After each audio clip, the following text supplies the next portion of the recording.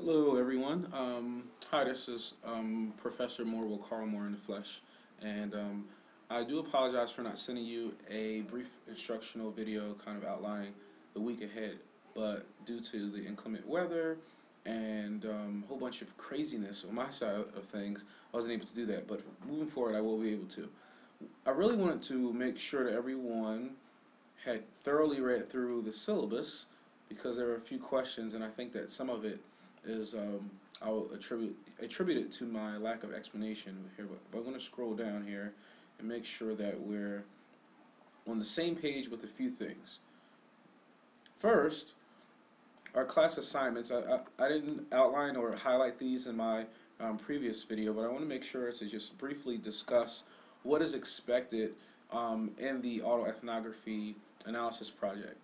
As you can see, some of the readings that you all are doing are really having you dig deep, not only into yourself and your thoughts of yourself, but also into your thoughts of reality and how many different layers there are. You know, the macro perspective of the systems and the socialization to the more micro, meaning yourself and being in constant reflection. And some of the readings hopefully are, allowing you all to do that. So moving forward, in your autoethnography project right here, it's a two-part assignment. You have to weave together things. You can see right here. You are assigned to develop an autoethnography. So these readings, while you're reading, please think of how these readings can inform your autoethnography. You're pretty much, doing an ethnography on yourself. And also use the authors from the readings to analyze your autoethnography. So pretty much you're going to be describing yourself and looking at it through the lens that I'm providing you with these different readings. These select readings are the best way to articulate what are near and dear to not necessarily my heart, but what I'm most passionate about in my stance on, socialization, diversity, multiculturalism, and teaching and being culturally competent. But I do caution you that just because these might be the thoughts of certain authors or scholars, please do not feel limited just to the readings. Please feel free to combat and argue some of the findings or what might be presented before you, and don't take anything with a grain of salt. And for this reason, I'm not commenting too much on some of your posts right now, but I am definitely reading them for sure, because I want to make sure that you're not jaded or skewed by my opinion. I think the opinion of your peers is more important. There's a clear power differential here with me being the instructor. So, back to the autoethnography. It'd be really important for you guys to understand that everything that you're reading is going to go into your autoethnography. And I think that knowing that going into the readings, you can read it a little different and take notes here and there. So for the autoethnography, you are to describe yourself and a member of cultural groups 1 or 2 and illustrate how these memberships have contributed to the person you are now. This is going to be such a powerful assignment. I remember when I actually did this assignment in grad school, I had never even thought of thinking of myself as a culture being in that way. Even though I thought I was multicultural and I knew certain things being an African American male, it's going to be really, it should be hopefully it's an unearthing, transformative experience for you to do.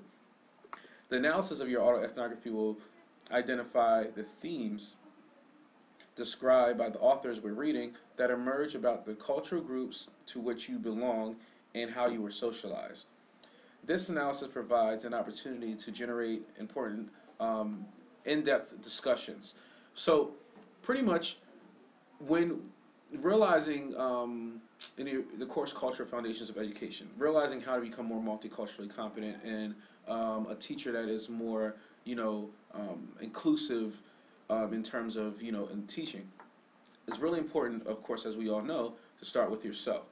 Now, when starting with yourself, sometimes there might be certain guilt or hesitant if we think that we are part of the problem, but sometimes when we make these things more larger and we realize that, oh wow, this is a systematic thing, and I could be part of the problem, I could be part of the solution, but I will never ever arrive at a place where I'm very multiculturally competent and I'm the person who is an expert on it. I think that hopefully some of these readings are opening up your mind to make you realize that, wow, the more I know I don't know, and to continue to be in a practice that's different.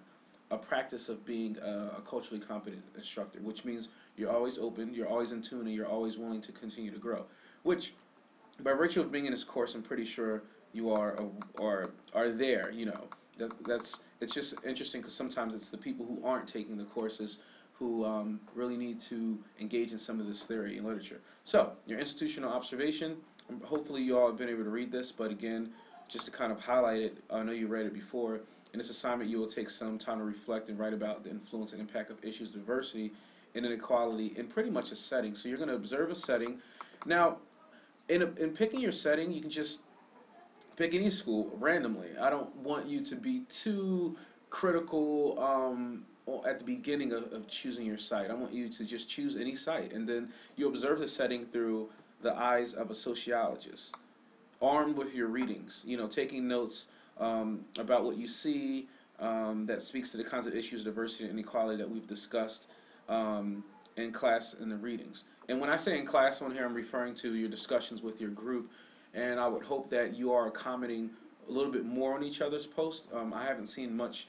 I've seen certain discourse, but when someone posts something, you can comment on people's posts, because I see that people are really sharing a lot here, and I'm not sure to what extent I want to comment, because I don't want to taint the learning experience and understanding the power differential. I want to make sure that it's kind of like flowing amongst you all. Let's see here. Yeah, so as you see right here, you'll transfer these notes into narrative discussion. I'm sorry. You would transfer these notes into a narrative that discusses how factors such as race, class, gender, religion, disability play into your setting and how it's structured. So what I'm really trying to do is, you know, take off the rose-colored glasses and hey, put a new set of specs on and say, wow, this is really what I see. So some of the assignment is internal, as we saw earlier with the autoethnography, and then the observation is external, where you can observe the environment around you. So, to include or exclude whom, whose ways of learning and communicating are valued or devalued, please include institutional demographics, etc., etc. So if any of you have any questions about that, please feel free to let me know. So right here, as you can see, course readings used for the analysis says at least, but not limited to 3 sources. Every reading that we have that you all have been exposed to, I would be able to use in any paper. So I'm saying it's limited to 3, but I would hope that you can just, you know, use all of them. But I'm not going to necessarily take off more points, but I think it will be more rich and a more synthesized kind of piece of work if you were to include all of those, all the readings that we have so far. So, on to the literature circle book presentations right here. This is 50 points. I changed it from 75 to 50.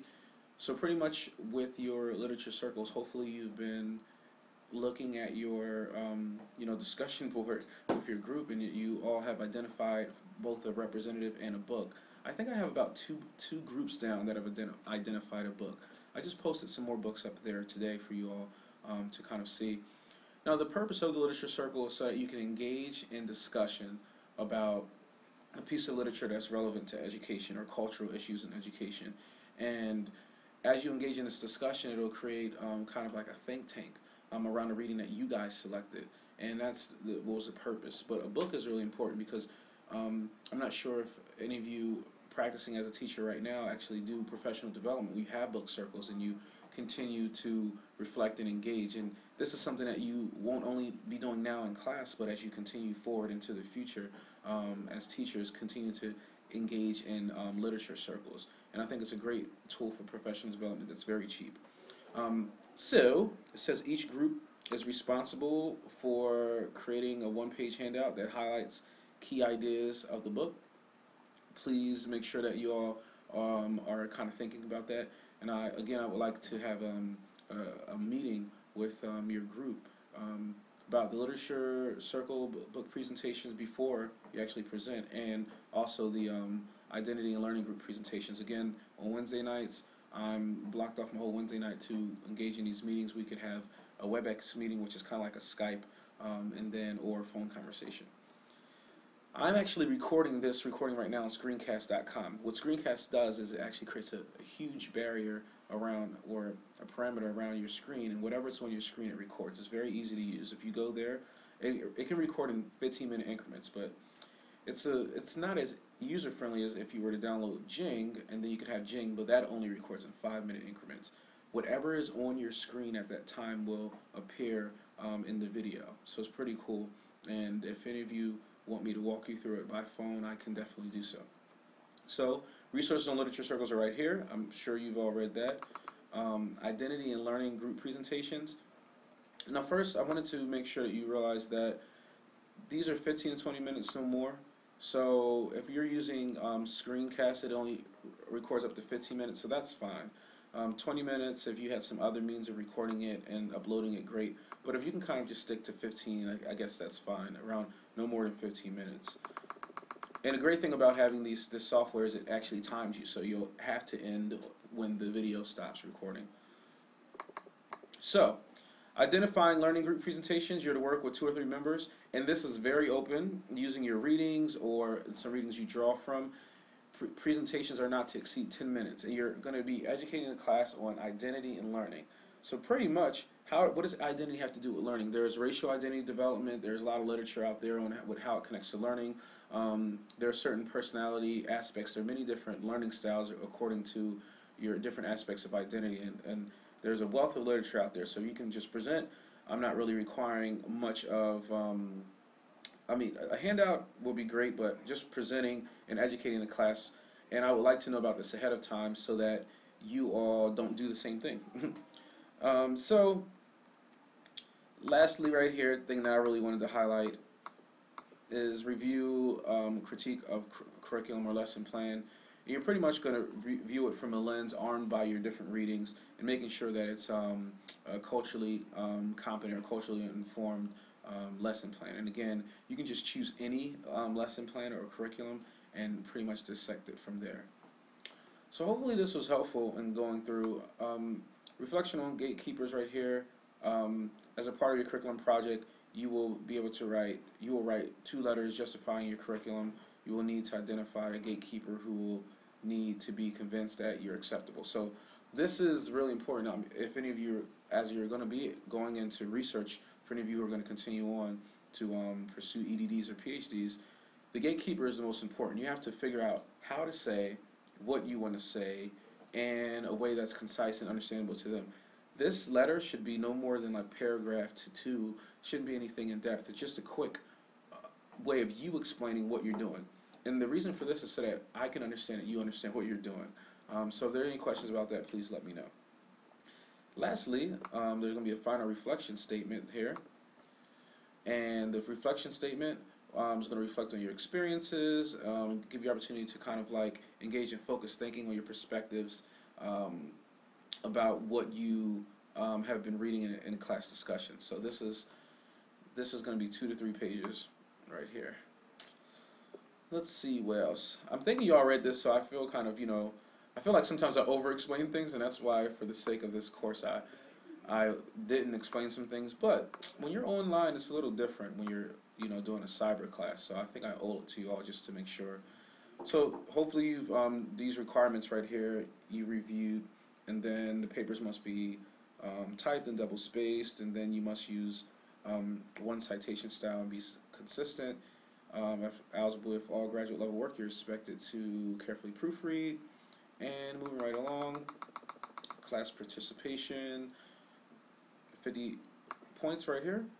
You see for your cultural autoethnography, it's 2 pieces to it, and it's 50 points apiece. Institutional observation, 100 points. Literature group presentations. Your groups will all receive the same grade for both of these. So it's important that everyone's on the same on board with each other. Let's see, curriculum, gatekeeper letters there, and 500 points total. So that's changed from the first time.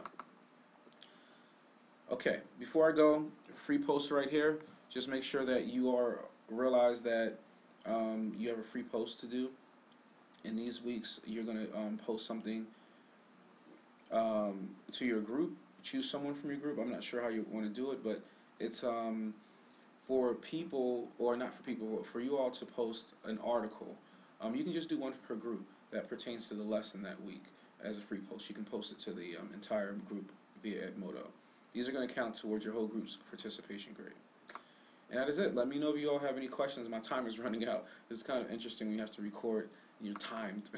So, all right, thank you all, and I really am enjoying reading your posts. They're great.